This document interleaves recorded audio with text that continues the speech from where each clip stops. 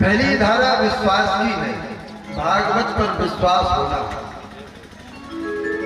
कि जो भागवत में लिखा है वो सत्य है, ऐसा विश्वास होना एक धारा मानी जाती है। दूसरे, भागवत धर्म की दूसरी धारा क्या है? भगवान से कोई ना कोई संबंध बना लेना।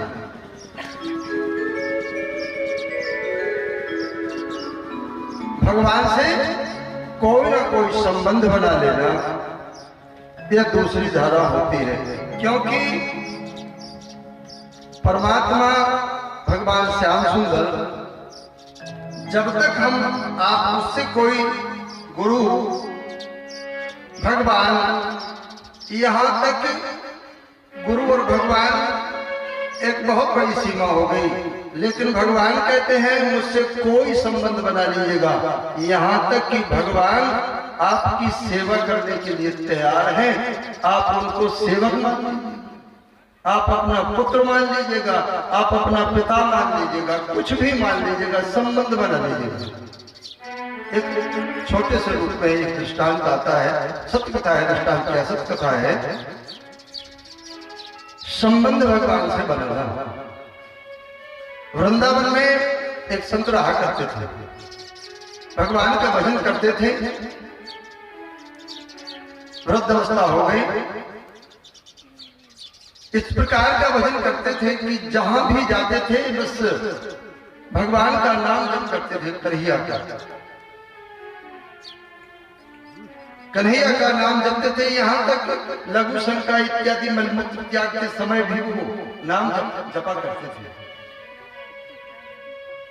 वृद्ध थे, शरीर बिल्कुल जीर्ण शीर्ण हुआ। उस समय अब तो ये स्थिति हो गई कि चलने फिरने में भी मोहताज हो गए। एक दिन की बात है कि एक बालक आया रोता रोता रोता। तो महात्मा जी ने देखा नहीं रहा गया, तो जाकर के अपने कुटी के बाहर निकले। बोले लाला क्यों रो रहे हैं? कहा है जी मेरे माता पिताजी छूट गए मुझसे और बहुत भूखा हूं। कहा लाला आओ इधर आओ। लुबा ले गए अंदर, जो कुछ भी प्रसादी थी उसे दी। प्रसादी पाई उस बालक ने। उस बालक ने कहा महाराज जी मेरे जब तक माता पिता मुझे प्राप्त नहीं हुए, आपसे अज्ञापित हो जाऊं तो तब तक मैं आपके आश्रम में बना रहूं। महाराज जी ने कहा लाला बने तो रहो, लेकिन मेरी ये अवस्था और मैं आपकी सेवा न कर सकूं क्योंकि तुम बहुत छोटे हो और भोजन भंडारे की भी यहाँ कोई व्यवस्था अच्छी नहीं है, सुंदर नहीं है।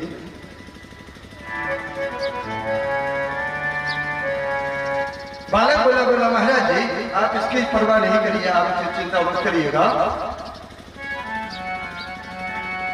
जैसा भी होगा हम आपकी सेवा करते रहेंगे और बस आप तो आज्ञापित कर दीजिएगा, मुझे आज्ञा दे दीजिएगा रहने की। महाराज जी ने कहा लाला रुक जाओ। तो भगवान, छोटे से भगवान उन महात्मा जी की सेवा करने लगे।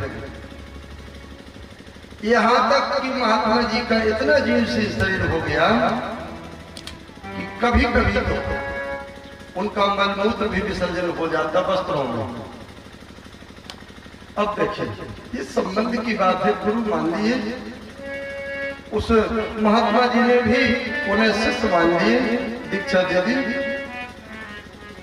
उनके वस्त्रों को भगवान के हाथ से धोते थे। संबंध है,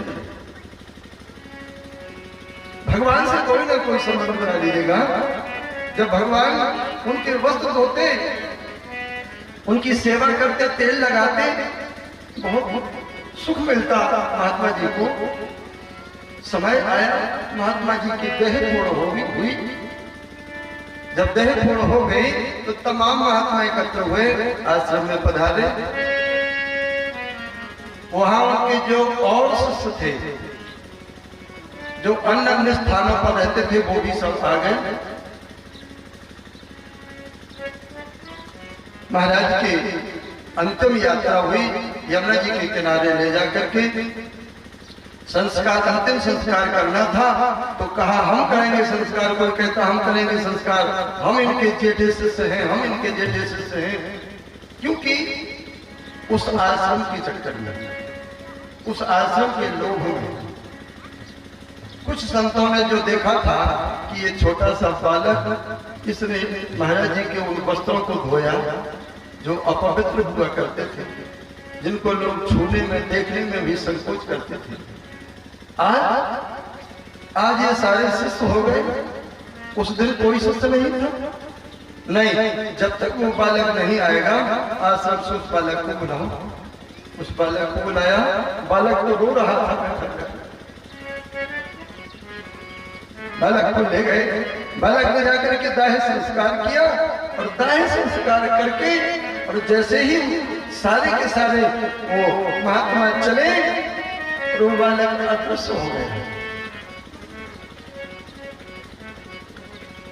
महात्माओं ने देखा वो बालक कहाँ है, वो बालक कहाँ है, उसको ही गद्दी दी जाए, लेकिन वो बालक प्राप्त नहीं। तो कहने का ये तात्पर्य है कि दूसरी धारा ये भागवत की ये शिक्षा देती है, ये अवगाहन कराती है, स्नान कराती है कि भगवान से कोई ना कोई संबंध बना है।